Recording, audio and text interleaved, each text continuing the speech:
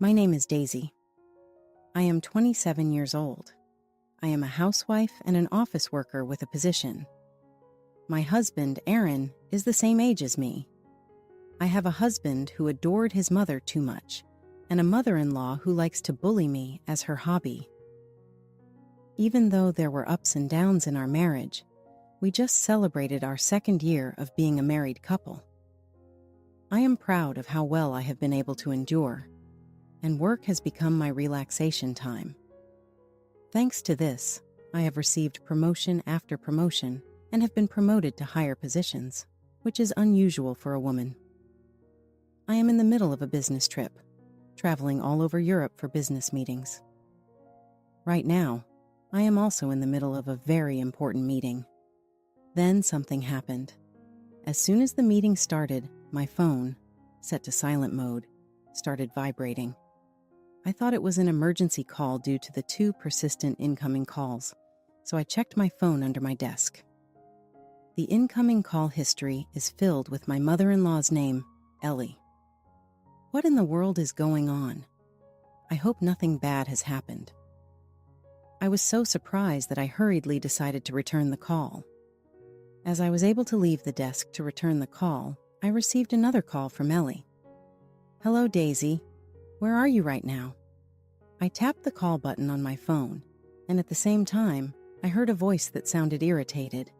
Maybe I shouldn't have picked up this phone call, I muttered to myself. "Hello, Ellie. How are you doing today? Is there something urgent? Why aren't you answering me? I just asked where you are, Daisy." I was annoyed by her arrogance as usual, but I was in the middle of an important meeting. I didn't want to prolong the call by talking back, so I asked softly, "Sorry, didn't Aaron tell you? I'm in a meeting on a business trip. Can I call you back as soon as I finish?" To which she replied, "Of course Aaron told me. What are you doing leaving your house and husband alone? Come back home immediately." Such a sudden and unreasonable demand, as usual. "I'm sorry, Ellie.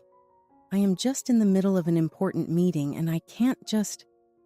Then she interrupted me and said, "You're so bossy even though you're just a wife of Aaron.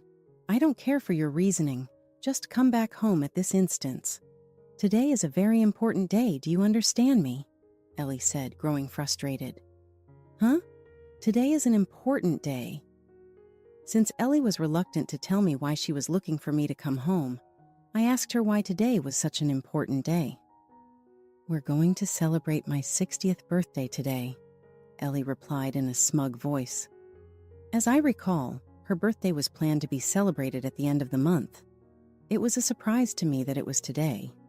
To do it on a weekday during my business trip, my husband and I had told her that we found a nice restaurant and set up a table for her 60th birthday celebration. I was getting fed up with Ellie trying to bully me again. I thought that Ellie was getting meaner and meaner every year, tormenting me when she knew I was in the middle of important work. So I told her, "As I said before, I'm on a business trip right now, so I can't come home." "Oh, how funny, because I called Aaron earlier today, and he said he would take the day off from work for me. Also, all of the relatives will be there. Only you, Daisy. Work, work, work. You're so cold. What do you think of your own husband's parents?" If I let Ellie talk any longer, her sarcastic words would go on and on. Since I was still in the middle of the meeting, I couldn't stay on the phone with Ellie until the end, so I said, "I'm sorry, but I can't go to your 60th birthday celebration, no matter what you say," I informed her clearly. Ellie then stopped being sarcastic, took a deep breath, and said, "Well then, I won't recognize you as family at all. You don't have to come back home at all. It's a divorce. Aaron was too good for you to begin with." All at once, without a pause for breath, Ellie threw horrible words at me. I was angry and upset with what she had said, but I didn't want to prolong the phone call with a rebuttal, so I said, "Oh yes, okay. I'll talk to you when I get home. I'm sorry, but I'm afraid I have to leave." I said this in a simple manner. Then Ellie said, "What's with that attitude? I told you not to come back. I'll talk to Aaron myself." As she said those words, she hung up on me. Tired from dealing with my mother-in-law, I returned to the meeting with a sigh. After 2 days and several meetings, I finally made my way home. On the way home, I was so filled with anger and frustration towards my mother-in-law that I could not remember where I had gone or how I had gotten back home. "I am home," I called out as I opened the front door. "Welcome back," I heard my husband's voice, which sounded like he was exhausted. I took off my heels and went straight to the living room, leaving my luggage at the doorway, to find a pile of cardboard boxes. Then I saw my sweaty husband duct taping the boxes. "Oh, what's with the boxes?" I asked him. Aaron told me that they were all of my belongings. From Aaron, I heard that Ellie had really held her 60th birthday celebration the day she called me, without me. She told everyone that I, her daughter-in-law, had neglected Ellie's 60th birthday celebration and that she had been treated arrogantly by me over the phone. After that, she even told all of the relatives that she was going to make me get a divorce from Aaron and send me back to my parents' house because I was being such a bad wife who was not worthy of her son. Thinking that this sounded like something my mother-in-law would do, I asked Aaron, "And then what happened? So your mother told you to get a divorce, and you agreed to it?" "No, I didn't exactly agree to it, but she told me to pack up your stuff, and I didn't have any other choice but to do so. What can I do about it?" Aaron stopped putting duct tape on the boxes and answered in a slurred voice. "What? Does that mean you didn't argue with your mother? Does that mean that you're okay with the idea of getting the divorce?" Aaron said that his father, Alex, also told him, "If Ellie gets in a bad mood, I'll have a hard time, so you better listen to what she has to say." So he readily accepted the divorce. What in the world is he doing accepting the divorce so easily? What is it with Aaron's family? A father who is controlled by his wife and a son who adores and obeys his mother. No one seems to want to take my side. When I was dumbfounded and silent, Aaron said, "What my mother says is absolute. It's just until my mother's mood is back to normal and things cool down. Yes, it's just a sham. This divorce is a sham. I'll come for you when things cool down," he pleaded with begging eyes. I wanted Aaron to use those eyes on his own mother. How is it that a big man like Aaron is so seriously afraid of his mother? Oh my gosh, there is no way in saving him. I almost felt self-loathing, wondering what was so good about this person that I had married him. But then I thought, wait a minute, maybe this is a good chance for me. Even if I stayed with Aaron, Ellie would just continue to torment me and always corner me into getting a divorce from Aaron. Then maybe I was very lucky to get a divorce from Aaron without much trouble. I have enough income to support myself. Even if I have to live alone, I won't be lacking in anything. In an instant, I felt as if a fog cleared away in front of my eyes. Metaphorically, I said to Aaron, "Fine. Then yes, let's get a divorce." As soon as I told Aaron that, I called Ellie. After 3 calls, Ellie answered, "Hello?" "As you wish. We are getting a divorce," I told her quietly. Ellie, sounding as if she had been waiting for me, replied in a triumphant, bouncy voice, "Yes, please, please go away. Get out of Aaron's house. You finally figured out that you're not good enough for Aaron, didn't you? I am so relieved. Don't worry, I'll find Aaron an obedient, pretty, and parent-friendly wife this time. I'm sure Aaron will be in great demand. That's right, I'll take care of my son until he finds his next wife, so don't worry about that either." After finishing all the sarcasm she could think of as if for the last time, I said to Ellie, "Well, don't misunderstand me, Mother," I casually advised her. Ellie, who was in a good mood no matter what, said, "Well, aren't you a sore loser? Well, don't mind me. Oh yes, by the way, Daisy, I got the divorce papers from the city office and gave them to Aaron, so don't forget to sign them." Without a word of farewell, she hung up the phone. Aaron, who was listening to the conversation with Ellie, looked relieved. "Is Aaron stupid? By the way, honey, Does your mother know that you are a full-time house husband? When I asked Aaron, he replied, How can I tell her that? My mother lives for the fact that I'm a member of the elite and work for a major company. He talked back to me in a strong tone. Oh, that's right. Come to think of it, there were hints that he never told the truth to Ellie. Aaron always wears a shabby sweatshirt at home, but when he goes out to meet Ellie, he goes out of his way to change into a suit, and during the day he pretends that he is not at home. When Ellie calls, giving her the impression that Aaron is at work, Ellie said at her 60th birthday celebration that Aaron is a kind son who takes time off from work just to attend her celebration. She also mentioned that if it was his status, he would find a more obedient and prettier wife than me in no time. I am sure that such things will naturally come to light once we get divorced. But to Ellie, who thinks her son is omniscient and smart, Aaron will never dare to say anything that would disappoint her in the future. I don't think Ellie would have the faintest idea that her elite son quit his job at the major company. In fact, Aaron had quit his job about a year ago. Her elite son, who was a status symbol to Ellie, was now truly unemployed and a full-time house husband. Aaron quit his job because he made a big mistake that resulted in a written apology, a demotion, and a pay cut. He probably didn't tell his mother about that incident, though. It seems that Aaron was quite shocked to have fallen off the smooth-sailing elite road.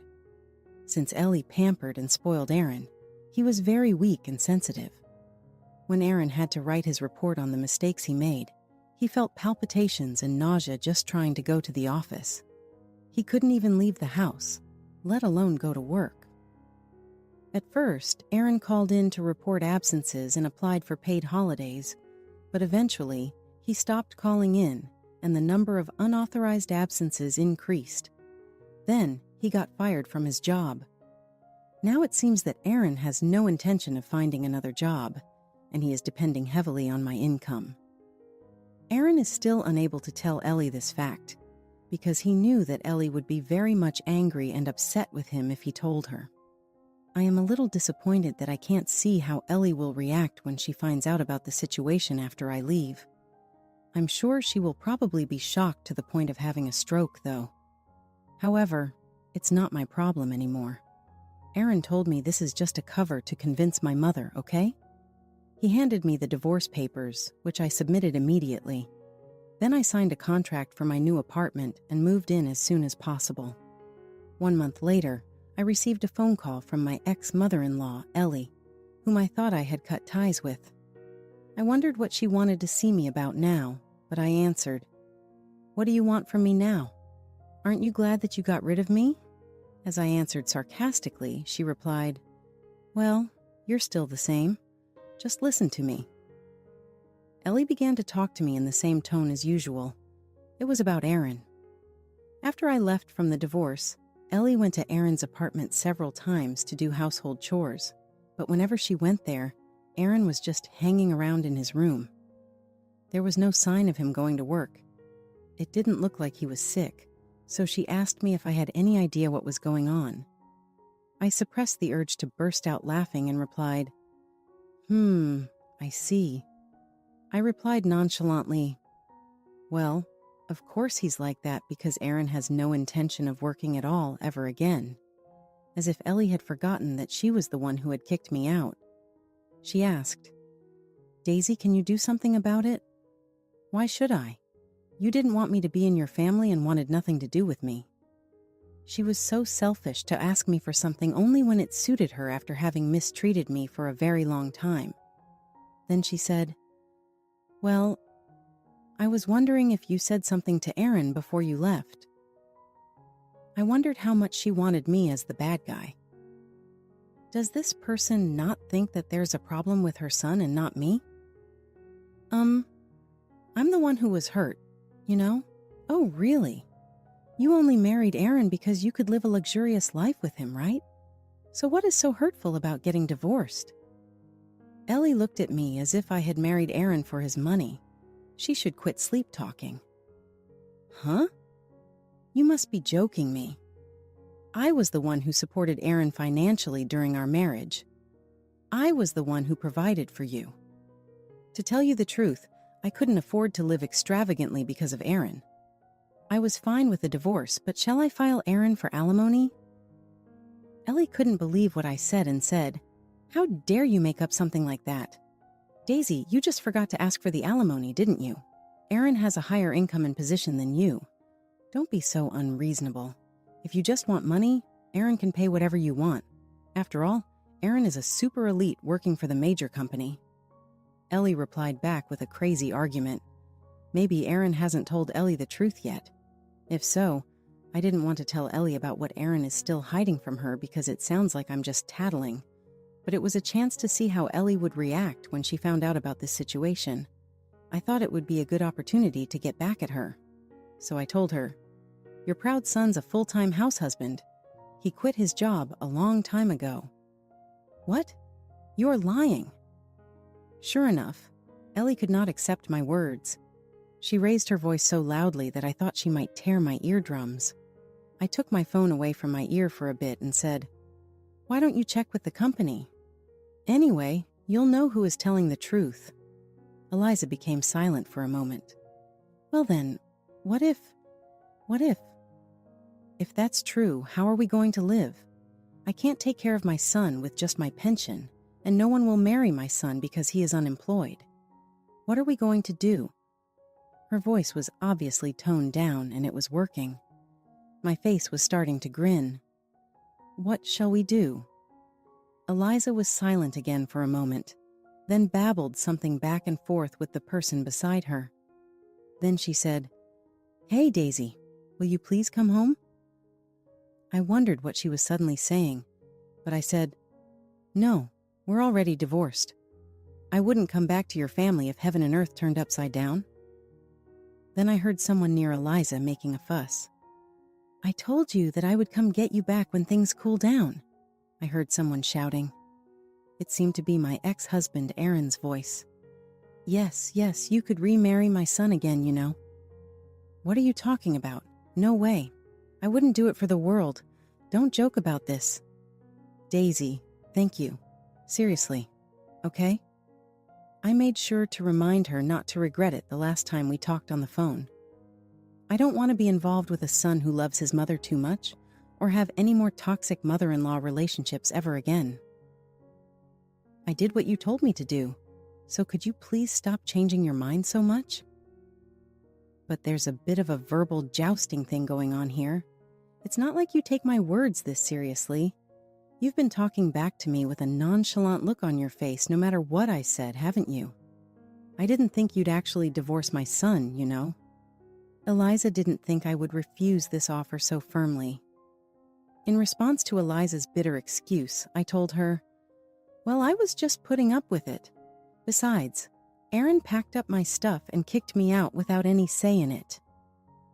I lashed out at her angrily, citing each of the things she had done to me. "You see, that was just a prank." Yes, it was just a prank. When Eliza still tried to get away with it, I said to her, "Prank, huh? I think it's even worse than that." I was so fed up with her that I knew there was nothing I could say to her. I looked down at my arm and saw my watch, which was about to turn 1 o'clock in the afternoon. My lunch break had been ruined by this futility. "Ah, Eliza, are you done now?" As I called out to her, she said, "What, Daisy? What did you say?" She disgusted me with her sweetened voice. Does she think I would give her a good answer with just a sweet voice? Thinking that I would never live up to her expectations, I said, "I'm going to hang up now. I have another meeting in a few minutes. I have to look over some documents." As I took the phone away from my ear, Eliza kept saying, Wait, Daisy? Hey, Daisy, say something." I could hear Eliza screaming. She also said, "Aaron, you didn't do it right and this is what happened." She started to scold my ex-husband. In the end, Eliza probably blames others for everything that doesn't go her way. It made me sick just listening to her, so I mercilessly tapped the end call button and blocked her number. After that, Aaron contacted me, saying he wanted to come back to get me. Since he was too persistent and it was a good opportunity, I asked my lawyer to compensate him for alimony. Aaron's family was maybe weak to lawyers because they immediately paid the alimony in a lump sum. It seems that the money was advanced by my ex-parents-in-law. Because of this, Aaron and Eliza were irritated with Aaron and told him every day to find a job and work, which Aaron is fed up with. I wonder where the former elites have gone. It seems that Aaron returned to his parents' house because he could not pay the rent of the apartment. Aaron blames his parents for making him divorced, and it seems that he is using up their pension and retirement savings. Like parents, like child. They seem to be blaming each other for each other's sins and refusing to reflect on their own actions. By the way, they're planning to apply for welfare soon. I hope that the government will make an effort to correct Aaron's family's personalities while they still can, because it is impossible to be selfish with the government. As for me, my proposal on the business trip was accepted, and a new major contract was signed. I have been promoted again with a higher salary, and I am living a rich bachelorette's life without being tormented by any in-laws or being dependent on my salary from a family member. If I ever have the opportunity to get married again in the future, I would definitely do a background check carefully to avoid a husband who loves his mother or to avoid crazy in-laws.